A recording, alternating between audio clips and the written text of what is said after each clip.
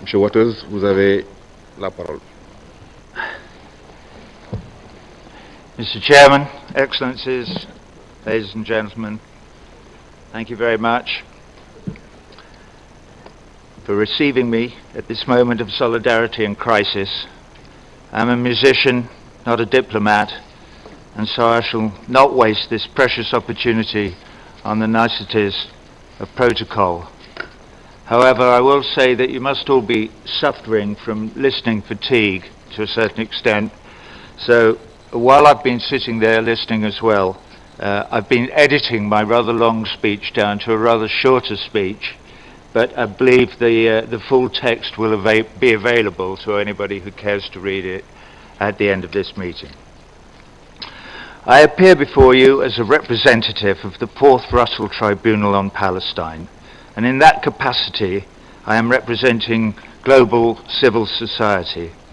By way of preamble, I should say my remarks here today are not personal or driven by prejudice or malice. I'm looking only to shed some light on the predicament of a beleaguered people. The Russell Tribunal on Palestine was created to shed such light, to seek accountability for the violations of international law and the lack of United Nations resolve that prevent the Palestinian people from achieving their inalienable rights, especially the right of self-determination.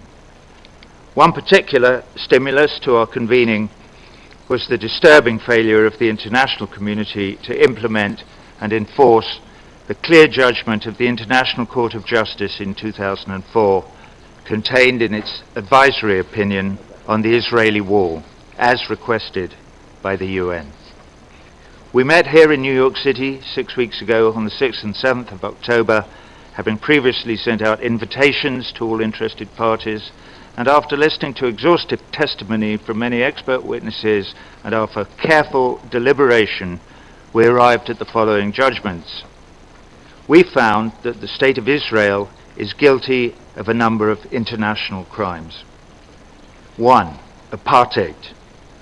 The UN's International Covenant on the Suppression and Punishment of the Crime of Apartheid defines that crime as inhuman acts by any government that are committed for the purpose of establishing and maintaining dominations by one racial group of persons over any other racial group of persons and systematically oppressing them. This finding by the tribunal was endorsed earlier in the year by the HRC Committee for the Elimination of Racial Discrimination in Geneva after submissions by the tribunal made both orally and in writing. 2. Ethnic cleansing. In this case, that crime includes the systematic eviction of much of the native Palestinian population by force since 1947-48. 3. Collective punishment of a civilian population, explicitly prohibited by the Geneva Convention, Article 33. Israel has violated its obligation as occupying power throughout the occupied Palestinian territory, including the West Bank, Gaza and East Jerusalem. Its most serious violations have occurred recently in Gaza with the blockade and virtual imprisonment of the entire population, the indiscriminate killing of Palestinians during the Israeli offensive Operation Cast Lead in 2008 and 2009, and now the devastation wrought by the recent attack, Operation Pillar of Defense. As I speak, I can hear the tutting of governmental and media tongues trotting out the well-worn mantra of the apologists. But Hamas started it with their rocket attacks. Israel is only defending itself. Let us examine that argument. Did Hamas start it? When did it start? How we understand history is shaped by when we start the clock. If we start the clock at a moment when rockets are fired from Gaza into Israel on a certain afternoon, that is one history. If we start the clock earlier that morning, when a 13-year-old Palestinian boy was shot dead by Israeli soldiers as he played soccer on a Gaza field, history starts to look a little different. If we go back further, we see that since Operation Cast Lead, According to the Israeli human rights organization B'Tselem, 271 Palestinians were killed by Israeli attacks, and during the same period, not a single Israeli was killed. A good case can be made that it started in 1967 with the occupation of Gaza and the West Bank. This crisis in Gaza is a crisis rooted in occupation. Israel and its allies would contend that Gaza is no longer occupied. Really? The withdrawal of soldiers and settlers in 2005 changed the nature, not the existence, of occupation. Israel still controls Gaza's airspace, coastal waters, borders, land, economy, and lives. Gaza is still occupied.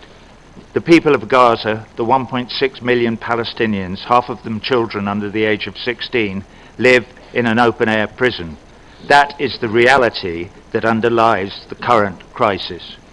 And until we not only understand that, but until you, Excellencies, your governments and your General Assembly take responsibility to end that occupation, we cannot even hope that the current crisis is over. In October, on the last occasion jurors from the Russell Tribunal addressed this committee, we were assured that our representations and reports would be advanced on the floor of the General Assembly for general debate. If things go well today, we may hope to hold you, Excellencies, to that assurance. I have diverted briefly. Let me return to the Israeli violations which the Russell Tribunal identified. 4. Contravention of the Fourth Geneva Convention's prohibition on settlements, specifically Article 49. The settlements, all the settlements, are not simply an obstacle to peace, they are illegal. 5. Use of illegal weapons. During Israel's cast-lead operation 4 years ago, international human rights organizations documented Tel Aviv's use of white phosphorus in attacks on Gaza.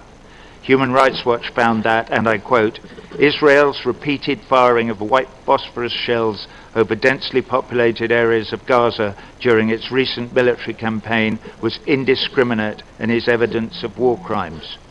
White phosphorus burns at up to 1500 degrees Fahrenheit. Imagine what happens when it comes into contact with the skin of a child. Human Rights Watch called for Israel's senior commanders to be held accountable. But so far, there has been no such accountability. There are more violations, Excellencies, but you know that. Your resolutions trace the history of Israeli violations. You regret, you deplore, you even condemn the violations, but when have your resolutions been implemented? It is not enough to deplore, condemn.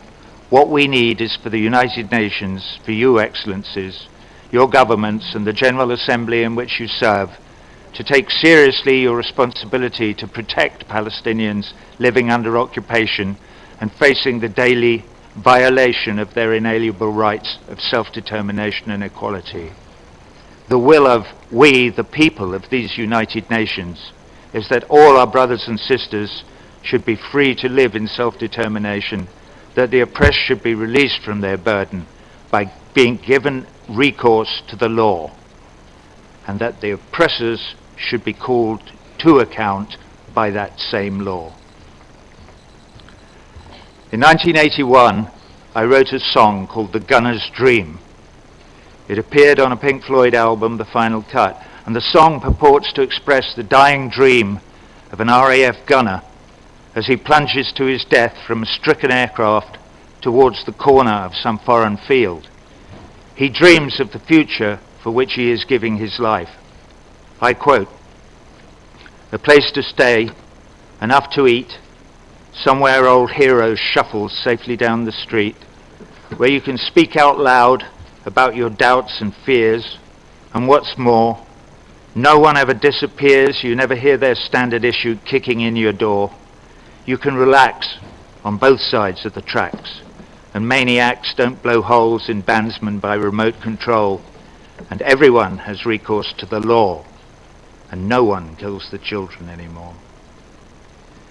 In 1982, and again in 1983, the General Assembly passed resolutions holding Israel accountable for its violations. Those resolutions called for a complete arms embargo on Israel. No such embargo has been imposed. Instead, it has fallen to global civil society to take the lead. Following a 2005 call from Palestinian civil society, social movements, activists, and increasingly church bodies and even some local government authorities around the world have created the campaign for boycott, divestment, and sanctions. It aims, as many of you know, to bring non-violent economic pressure to bear on Israel to force an end to its violations, an end to occupation and apartheid, an end to the denial of Palestinians' right to return, and an end to Palestinian citizens of Israel being required to live as second-class citizens, discriminated against on racial grounds and subject to different laws than their Jewish compatriots. The BDS movement is gaining ground hand over fist. Just last week, I was happy to write a letter of support to the student government of the University of California, Irving, congratulating them on demanding that their university divest from companies that profit from the Israeli occupation. Also, last summer, I was in Pittsburgh to witness the Presbyterian Churches of the United States of America General Assembly vote on a resolution to divest from Motorola, Caterpillar, and Hewlett-Packard. This would have been unthinkable 10 years ago. To quote the great Bob Dylan, the times, they are a-changing. Back to today. You, the members of the General Assembly, are about to have the opportunity to vote on changing Palestine's UN status to that of a non-member state status. Whilst not according full UK membership, it would provide UN recognition to Palestine as a state, and that would have the right to sign treaties, crucially, including the Rome Treaty, as a signatory to the International Criminal Court. This is a momentous occasion which was started here 13 months ago. It is one of those rare instances where you, Excellencies, can change the course and the face of history and at the same time reinforce one of the founding principles of the UN, the right to self-determination. The bid implicitly incorporates pre-67 borders, includes the integrity of East Jerusalem, an autonomous Gaza, and the refugee diaspora. It is momentous because there are already over 132 members who have recognized Palestine as a state, and more are appearing every day. And now, just this week, Hamas has lent its support. I urge you to consider 2 points. Firstly, please resist pressure from any powerful government to coerce you into defeating or delaying this issue. Sadly, there is a history of coercion in this hallowed place. No government, however rich or powerful, should be allowed to use its financial or military muscle to set UN policy by bullying other states on this or any other issue. Secondly, do not take the statehood vote as the end of fulfilling your obligations. General Assembly responsibility goes far beyond UN technicalities. It must include real protection for Palestinians under occupation and real accountability for violations of the law. You have the power you do not use. You do not have to defer to or wait for the Security Council. In just a few months, we will commemorate the 10th anniversary of the killing of Rachel Corrie, the young peace activist killed by an Israeli soldier driving an armored Caterpillar bulldozer as she tried to protect the house of a pharmacist and his family in Rafah on Gaza's border. International activists like Rachel Corrie, Tom Herndl, and James Miller took the risks they did, and they and their families paid the ultimate price because the international community, your governments and the United Nations itself, had failed to protect the vulnerable Palestinian population living under this prolonged occupation. We are proud, though tears burn our eyes, of the work of these young activists and deeply moved by their sacrifice. But we are angry, too, that our governments and our international institutions, including the General Assembly, have failed to provide the protection that would make Rachel Corrie's sacrifice unnecessary. Also, let us not forget the thousands of courageous and anonymous Palestinians and their equally courageous Israeli brothers and sisters in arms, boycott from within, who protest peacefully on a weekly basis for the simple basic right to an ordinary human life. The right to live in dignity and peace, to raise their families, to till the land, to build a just society, to travel abroad, to be free of occupation, to aspire to each and every human goal, just like the rest of us. Speaking of the rest of us, I live here in New York City. We are a somewhat parochial group, we New Yorkers, to a large extent cut off by propaganda and privilege from the realities of the Palestinians' plight. Few of us understand that the government of the United States of America, particularly through its power of veto in the Security Council, protects Israel from the condemnation of the global civil society that I have the honor to represent here today. Even as bombs rained down on 1.6 million people in Gaza, the President of the United States of America reasserted his position that Israel has the right to defend itself.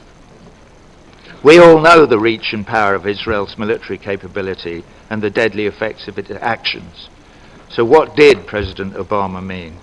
Did he mean that Israel has the right to indefinitely occupy the whole of the region? The Palestinians are an ancient, intelligent, cultured, hospitable, and generous people. And of course they have pride and will resist the occupation of their land and defend their women and children and their property to the best of their ability. Who would not? Would you? Would I? Would President Obama? One would hope so. It would be his duty. More than a generation ago, the General Assembly passed Resolution 2625, dealing with the principle of equal rights and self-determination. It recognized that when a people face, quote, any forcible action depriving them of those rights, they have the right to, quote, actions against and resistance to such use of force. When the international community does not shoulder its responsibility to protect, Palestinians will shoulder that responsibility themselves. This is not to suggest that I support the launching of missiles into Israel. I do not. The internationally recognized legal right of resistance means attacking any military target engaged in illegal occupation. But let us be clear, as we believe in the law as indispensable and even-handed, the launching of unguided rockets into Israel, where the most likely targets will be civilians, is not a legal form of resistance. It is wrong, and it is to be condemned. Many civil society activists, including many Palestinians and Israelis, are committed to non-violent resistance. The BDS movement, which has spread from Palestine civil society to activists around the world, is part of that non-violent resistance, and I support it wholeheartedly. But let us be clear that the disparity of power and the reality of the occupation and the response of the occupied is the reality we face, unless we find recourse in international law and hold all parties to it. In the meantime, let me try to dial back the rhetoric a little and address the Israel has the right to defend itself claim from a legal and historical perspective. This won't take long. Ex injuria non oritur jus. A legal right or entitlement cannot arise from injustice. If we truly oppose all violence, whether by the occupier or violent resistance by the occupied, we must aim to end the root causes of violence. In this conflict, that means ending Israel's occupation, colonization, ethnic cleansing, and the denial of the right to self-determination and other inalienable rights that the Palestinian people is entitled to according to the UN Charter and other tenets of international law. So to the future, Hamas, having dropped its original demand for Israel to be dismantled in the run-up to the elections, was democratically elected in January 2006, in elections deemed free and fair by every international observer present, including former US President Jimmy Carter. The leaders of Hamas have made their position clear over and over again. It is this: Hamas is open to permanent peace with Israel if there is total withdrawal to the 1967 borders, 22% of historic Palestine, and the arrangement is supported by referendum of all Palestinians living under occupation. I know you all know this, but where I live, they don't know this. They don't know that that is the position of Hamas. So I'm telling them. Mr. Chairman, Excellencies, friends, we're all here for the same reason. We're all committed to human rights, international law, the centrality of the United Nations, and equality for all, including for Palestinians. We are all attending this meeting on the 29th of November that marks the UN's International Day of Solidarity with the Palestinian people. But it seems to me our commemoration of this day is not enough. So, what else to do? The battleground is here at the headquarters of the United Nations and simultaneously in the middle of New York City with access to the media. The battle is two-pronged. One, to continue the work of informing the people of the United States of America about the reality of the Palestinian-Israeli conflict, and most especially about the role of their government, the host country of the United Nations, using their tax dollars to fund and enable Israel's violations. Two, just as importantly, we must address finally serious reform of the UN. The UN needs to embrace a new democracy. The veto must be rethought, or the UN might die. The use of the veto as a strategic political tool by one or other of the permanent members of the Security Council has become outmoded. The system is too open to abuse. The blanket protection afforded to Israel by the United States' use of the veto is but one example of such abuse.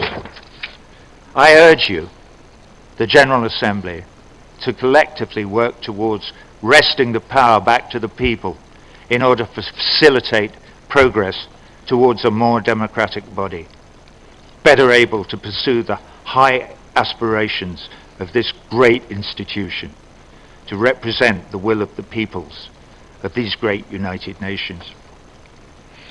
You, the General Assembly, represent the largest, most democratic component of the United Nations. The United States and China and France and Russia and the UK have no veto here. What is needed is political will. You can make decisions and take actions that the Security Council cannot or will not. The United Nations Charter begins with the words, "We, the peoples of these United Nations," not "we, the governments." I urge you, on behalf of the people of your countries, on the behalf of the people of all countries, in fact on behalf of all the peoples of this, our shared earth, to act. Seize this historic moment and support the vote today for Palestinian enhanced observer statehood status as a step towards full membership. Thank you.